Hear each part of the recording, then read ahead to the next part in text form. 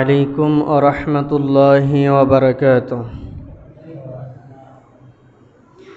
إن الحمد لله الأكرم الذي خلق الإنسان وكرم وعلمه من البيان ما لم يعلم، فسبحان الذي لا إحصى امتنانه باللسان ولا بالقلم، ونشهد أن لا إله إلا الله وحده لا شريك له، ونشهد أن سيدنا وحبيبنا وطبيبنا وطبيب أرواحنا محمدا عبده ورسوله، الذي أرسله بالحق بشيرا ونذيرا وداعيا إلى الله بإذنه وسراجا وقمرا منيرا. فقد قال الله تعالى في كلامه المجيد وفرقانه الحميد: أعوذ بالله من الشيطان الرجيم، بسم الله الرحمن الرحيم. فأوحينا إليهم ربهم لنهلكن الظالمين إلى آخر الآية.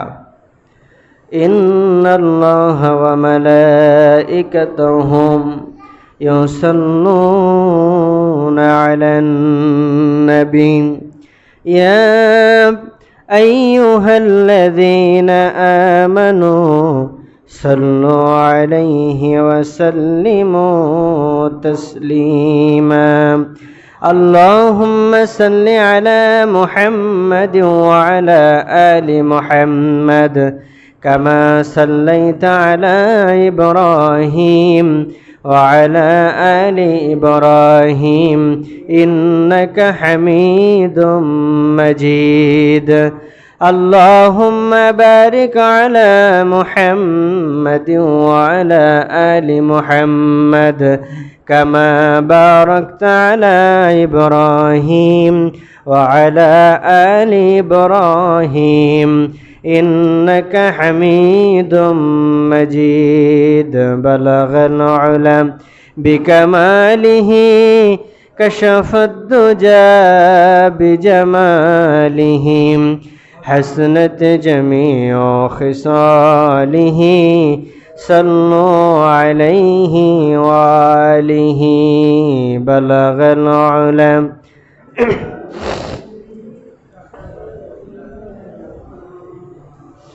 حسنت جميع خصاله صلوا عليه وآله. আলহামদুলিল্লাহ, আমরা আল্লাহ রাব্বুল আলামিনের দরবারে শুকরিয়া আদায় করছি যে মহান আল্লাহ রাব্বুল আলামিন আমাদেরকে জুমার দিনে মসজিদে আসার এবং বসার তৌফিক দান করেছেন। সকলে বলছে আলহামদুলিল্লাহ। সেই সাথে সাথে আরও শুকরিয়া গুজার হচ্ছি এই কারণে যে মহান আল্লাহ রাব্বুল আলামিন আমাদের উপর থেকে একটা কালো ছায়াকে একেবারে বশীভূত করে দিয়েছেন, যে কালো ছায়ার কারণে মানুষ তার বাক স্বাধীনতা হারিয়েছিল, যে কালো ছায়ার কারণে মানুষ সব সময়ই যেন আতঙ্কিত একটা অবস্থায় থাকত। আল্লাহর কাছে শুকরিয়া যে আল্লাহ রাব্বুল আলামিন আমাদেরকে সেই কালো ছায়া থেকে রক্ষা করেছেন। বলেন আলহামদুলিল্লাহ। দরুদ ও সালাম যা পড়লাম বর্ষিত হোক বিশ্ব মানবতার মুক্তির দূত সাইয়্যিদুল আম্বিয়া জনাবে মুহাম্মদুর রাসূলুল্লাহ সাল্লাল্লাহু আলাইহি ওয়াসাল্লামের প্রতি। সম্মানিত হাজিরিন, আমি আপনাদের সামনে পবিত্র কালামুল্লাহ থেকে সূরাতুল ইব্রাহিম থেকে 13 নম্বর আয়াতের শেষের অংশটুকু তেলাওয়াত করেছি। আল্লাহ রাব্বুল আলামিন এই আয়াতের মধ্যে কি ঘোষণা করছেন সেটা আজকে আমরা জানার চেষ্টা করব ইনশাআল্লাহ। আল্লাহ রাব্বুল আলামিন বলছেন, আল্লাহ রাব্বুল আলামিন ওহী নাজিল করে মানুষকে জানিয়ে দিচ্ছেন, জালিমদেরকে আমি আল্লাহ রাব্বুল আলামিন অবশ্যই শেষ করে দেব, ধ্বংস করে দেব। সুবহানাল্লাহ। আল্লাহ রাব্বুল আলামিন কি বলছেন?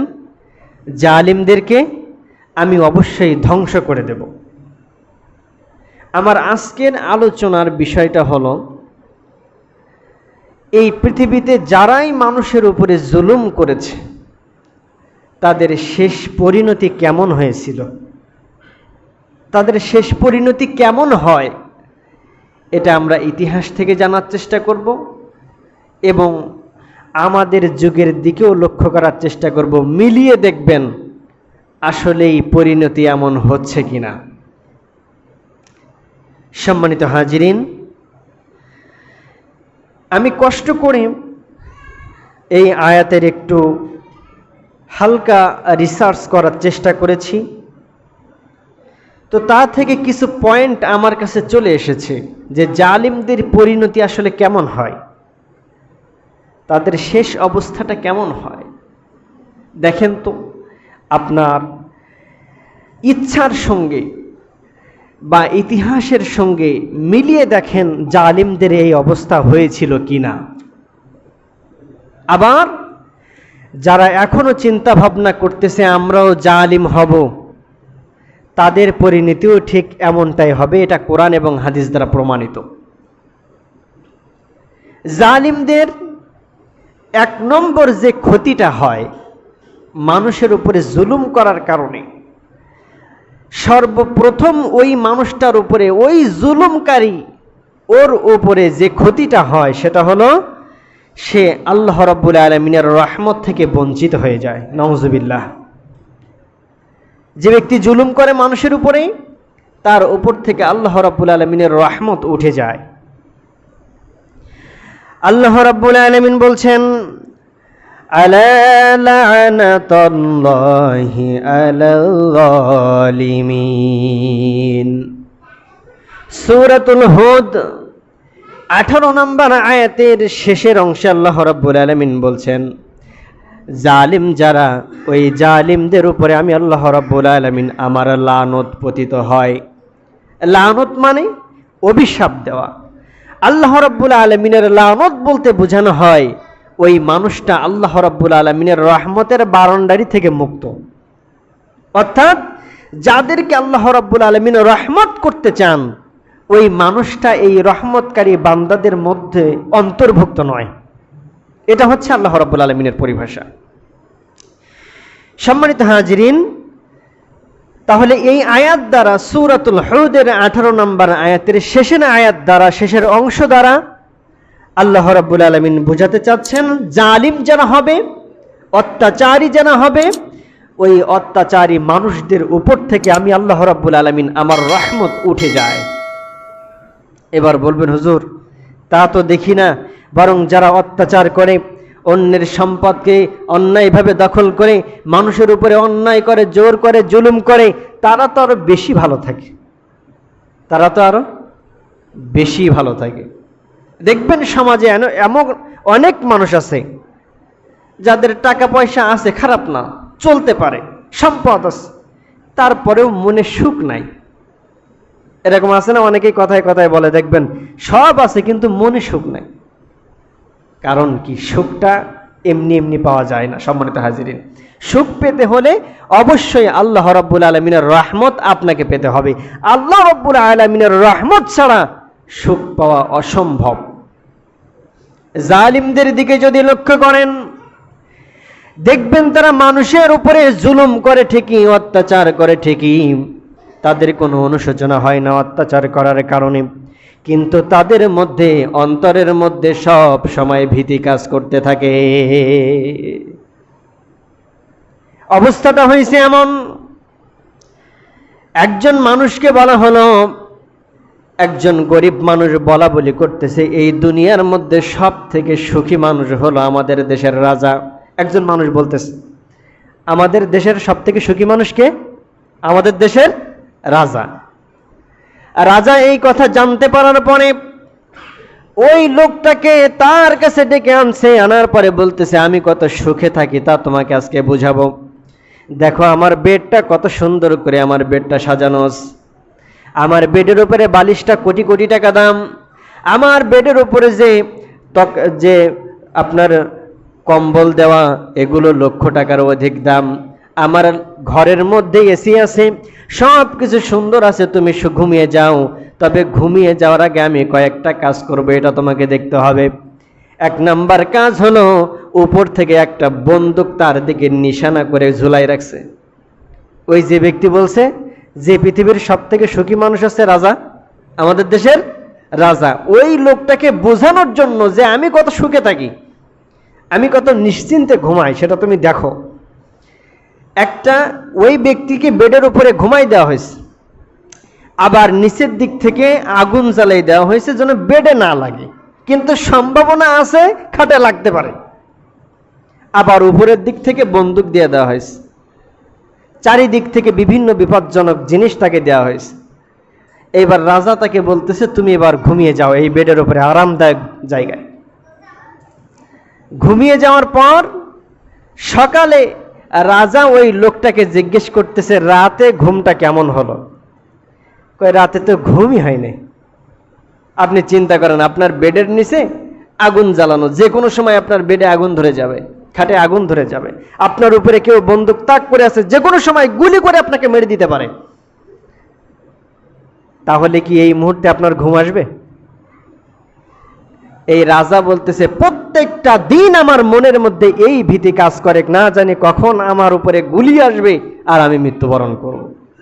এই জন্য আমরা দেখি রাজা মহারাজা এই স্বৈরাচারগুলো আসলেই সুখে আছে, কিন্তু তারা আসলে সুখে থাকে না। কারণ একটাই, মানুষদের উপরে জুলুম করে অত্যাচার করে তাদের মনের মধ্যে ভীতি সঞ্চারিত হয়ে গেছে, যে না জানি ওই জুলুম, যে ব্যক্তি জুলুম হয়েছে ওই ব্যক্তি কখন আমার উপরে অত্যাচার আমার প্রতিশোধ নেবে। সম্মানিত হাজিরিন, তাহলে বললাম স্বৈরাচার শাসক যারা হবে বা জুলুমকারী যারা হবে, তাদের এক নম্বর অভিশাপ হলো আল্লাহ রাব্বুল আলামিন থেকে সে ব্যক্তি আল্লাহ রাব্বুল আলামিনের রহমত থেকে বঞ্চিত হয়ে যাবে, আল্লাহর রহমত পাবে না। হযরতে জাবির ইবনে আব্দুল্লাহ রাদিয়াল্লাহু তাআলা আনহু থেকে বলেন, রাসূল সাল্লাল্লাহু আলাইহি ওয়াসাল্লাম বলছেন, সেই ব্যক্তি কখনোই তার প্রতি দয়া করা যাবে না। সেই ব্যক্তির প্রতি আল্লাহ রাব্বুল আলামিন দয়া করেন না যে ব্যক্তি মানুষের উপরে দয়া করে না। অর্থাৎ আমি যদি কোনো মানুষের উপরে অত্যাচার করে নির্যাতন করি, আর আমি আল্লাহ রাব্বুল আলামিন আমার উপরে কখনো আল্লাহ রহমত করবে না। যদি আমি মানুষের উপরে রহমত করতে পারি, যদি আমার হাত দ্বারা আমার মানুষগুলো সেফ থাকে, তাহলে আমিও সেফ থাকবো। এটা রাসূল বলছেন, যে আল্লাহ বলছেন যদি কোনো ব্যক্তি মানুষের উপরে রহমত করে, ওই ব্যক্তির উপরে আল্লাহ রহমত করে। যদি কোনো ব্যক্তি মানুষের উপরে অত্যাচার করে, নির্যাতন করে, তার উপরেও অচিরেই অত্যাচার নির্যাতন নেমে আসবে। সম্মানিত হাজিরিন, এবার 2 নাম্বার পয়েন্ট, অত্যাচারী স্বৈরাচার শাসক যারা হবে, 2 নাম্বার জিনিসটা তাদের অবশ্যই লাগবে। সেই জিনিসটা হলো তারা দুনিয়াতে এবং আখিরাতে উভয় জায়গায় লাঞ্ছিত হবে, অপমানিত হবে। দুনিয়ায় হবে, আবার আখিরাতেও তারা লাঞ্ছিত হয়ে জাহান্নামে যাবে। আল্লাহ রাব্বুল আলামিন দলিল দিচ্ছেন পবিত্র কুরআনুল কারীমের সূরাতুল কাসাস এর 40 নম্বর আয়াতে আল্লাহ রাব্বুল আলামিন বলেন, ফানজুর কাইফা কানা আকিবাতুল যালিমিন। অবশ্যই আমি দুনিয়ার জালেমদেরকে লাঞ্ছিত করব। দুনিয়ায় যারা জুলুম করবে তাদেরকে আমি লাঞ্ছিত করব। ইতিহাসের দিকে লক্ষ্য করুন, এই পৃথিবীর সর্বপ্রথম জুলুমকারী ছিলেন, সর্বপ্রথম স্বৈরাচারী ছিলেন কাবিল। তার ভাই হাবিলের প্রতি সে জুলুম করেছিল। এরপরে অনেক ইতিহাস আমাদের জানা, নমরুদ ইব্রাহিম আলাইহিস সালামের প্রতি জুলুম করেছিল, এটা আমাদের জানা। কিন্তু সেই নমরুদকে আল্লাহ রাব্বুল আলামিন কিভাবে বিদায় করলেন? নমরুদ, চিন্তা করেন, নমরুদ তার আমলে শাসন করেছিল 400 বছর। কয় বছর? একজন মানুষ তার জাতিকে শাসন করতেছে কয় বছর? 400 বছর। আবার এটা ভাববেন না এত বছর বাজে ছিল কি করে। সেই যুগের মানুষের কিন্তু হায়াত অনেক বেশি ছিল, 1000, 1500, 2000 বছর তাদের হায়াত ছিল। এই নমরুদ 400 বছর জাতিকে শাসন করলো, মানুষের উপরে অন্যায় অত্যাচার নির্যাতন করলো। আল্লাহ রাব্বুল আলামিন অ্যাকশন নিলেন কিভাবে? একটা মশাকে পাঠিয়ে দিলেন, নাকের মধ্য দিয়ে মশাটা প্রবেশ করে মগজে গিয়ে বারবার হুল ফুটায়, বারবার হুল ফুটায়। আর যখন হুল ফুটাচ্ছে, পাশের যে পেয়াদা থাকে, যারা ওই রাজাকে বাতাস দেয়, দেখছেন না, এদেরকে বলে মাথায় বাড়ি মার, মাথায় বাড়ি মার, তাহলেই মনে হয় একটু ভালো লাগবে। মাথায় ঠিক বাড়ি মারে, লোহা দিয়ে বাড়ি মারে, একটু ঠান্ডা হয়। আপনারা হয়তো বা জানেন অনেকেই, অথবা হয়তো জানেন না, এই নমরুদকে এই মশা এইভাবে 400 বছর যন্ত্রণা দিয়েছিল। 400 বছর, যে 400 বছর সে মানুষের উপরে অত্যাচার করেছিল, এভাবে পরের 400 বছর ওই মশা তাকে যন্ত্রণা দিয়েছিল। তাফসির ইবনে কাসিরের বর্ণনা, এটা আমি নিজেও জানতাম না। আজকে আমি তাফসিরটা দেখে অবাক হয়েছি যে আল্লাহু আকবার, স্বৈরাচারদের অবস্থা, শেষ পরিণতি কেমন হয়। 400 বছর সে তার জাতির উপরে অত্যাচার করেছিল, যার কারণে আল্লাহ রাব্বুল আলামিন তাকে ঠিক সেই 400 বছর মানুষের জুতার বাড়ি খাওয়াই দুনিয়া থেকে বিদায় করে দিয়েছেন। এরপরে ফেরাউন। আমরা অনেকেই ফেরাউন মনে এই যে মুসা আলাইহিস সালামের সময়ে তার জাতিকে যারা অত্যাচার করেছিল তাকে চিনি, তাই তো? মুসা আলাইহিস সালাম অর্থাৎ বনি ইসরাইল জাতিকে, মুসা আলাইহিস সালামের জাতিকে যারা অত্যাচার করেছিল তাকে আমরা ফেরাউন হিসেবে চিনি না? কিন্তু না, ফেরাউন বলতে ওই জিনিসটা বোঝায় না। দেখেন, আমাদের দেশের সরকারকে কি বলে? গণপ্রজাতন্ত্রী বাংলাদেশ সরকার। এটা একটা লকব। ওই স্থানে যারা বসবে তাদেরকে কি বলা হবে? গণপ্রজাতন্ত্রী বাংলাদেশ সরকার। যেমন এই মেম্বারে যে বসে তার নাম কি? ইমাম। তার নাম কি? ইমাম। কিন্তু আমার নাম তো আর ইমাম না, আমার নাম অন্য একটা। এই যে আসনে যারা বসবে ওই সময় তাদেরকে ফেরাউন বলা হতো। ফেরাউন হচ্ছে উপাধি, ভালো করে বুঝবেন। মুসা আলাইহিস সালামের জামানায় শুধু তাই নয়, তার আগে এবং পরে এই জায়গার যারা নেতৃত্ব দিত তাদেরকে কি বলা হতো? ফেরাউন। তাহলে ফেরাউনের আসল নাম কি? ফেরাউনের আসল নাম হচ্ছে ওয়ালিদ ইবনে মাসআব। ফেরাউনের আসল নাম কি? ওয়ালিদ ইবনে মাসআব। এই ফেরাউন তার জাতির উপরে কত অত্যাচার করলো। আল্লাহ রাব্বুল আলামিন তাকে কত বছর হায়াত দিলেন? 400 বছর তিনি বেঁচে ছিলেন। এই 400 বছরের মধ্যে একদিনও তার কোনো দিন জ্বর হয় নাই, অসুস্থ হয়নি। চিন্তা করেন, আমরা সামান্য 50 বছরে কত রকমের রোগ যে আমাদের মাঝে আছে। কিন্তু ফেরাউনকে আল্লাহ রাব্বুল আলামিন 400 বছরের মধ্যে কোনো রোগ দেয় নাই। তারপরে বলতে শুরু করলো কি? আয়না রব্বুকুমুল আ'লা, আমি বড় খোদা। মানুষের উপরে এত অত্যাচার সে করল। তার সময়ে শুধুমাত্র মুসার ভয়ে বনি ইসরাইলের 40,000 শিশুকে যে হত্যা করেছিল। চিন্তা করেন, মায়ের পেটের মধ্যে থেকে সন্তান হয়েছে, মাত্র শুনছে সন্তানটা ছেলে, সঙ্গে সঙ্গে তাকে জবাই করে দিয়েছে, দুনিয়ার থেকে বিদায় করে দিয়েছে। এই ফেরাউনের শেষ পতন কিভাবে হলো সেটাও আমাদের জানা। এই দুনিয়ার জমিনেই তার পতন হয়েছে। সাগরের পানিতে ডুবিয়ে চুবিয়ে চুবিয়ে তাকে দুনিয়া থেকে বিদায় করে দিয়েছেন। আর আল্লাহ রাব্বুল আলামিন কোরআনুল কারীমের মধ্যে সেটাও জানিয়ে দিলেন, ফেরাউন রে, তোর শরীরটাকে আমি নষ্ট করব না, এটা কিয়ামত পর্যন্ত আমি রেখে দেব, যাতে মানুষ তোর এই শরীর থেকে শিক্ষা নিতে পারে স্বৈরাচারদের শেষ পরিণতি কেমন হয়।